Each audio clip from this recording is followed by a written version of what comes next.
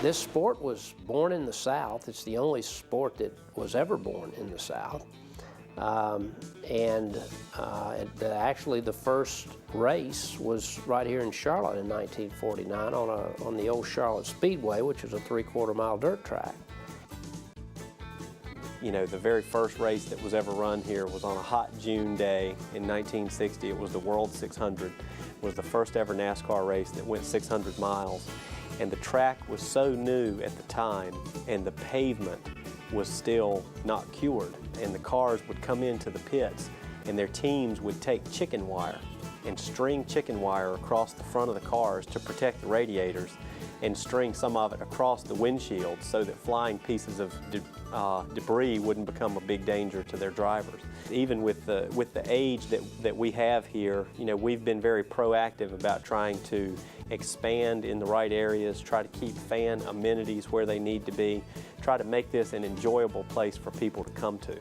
And we've expanded now to the point that we've got 167,000 permanent seats at this facility. That's the third largest sports venue in the entire country. This is the site of 3 Nextel Cup weekends a year. We have 2 Cup races in May, the All-Star race, and then the Coca-Cola 600.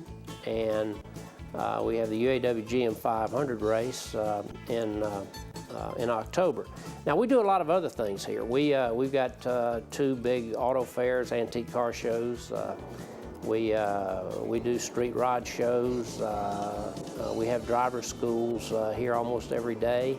And then they go tour the shops. The Speedway itself, our races generate somewhere between $500 and $750 million a year in direct tourist contributions. We have developed a hub of motorsports businesses here in North Carolina, unlike any other state. I thought when we started that we would come up with about 350 businesses that made up the motorsports community. We're over 900 and still finding some. NASCAR is home here in the Charlotte region. You know, more than 89% of all the Nextel Cup teams that run in NASCAR are located within 2 hours of this particular track.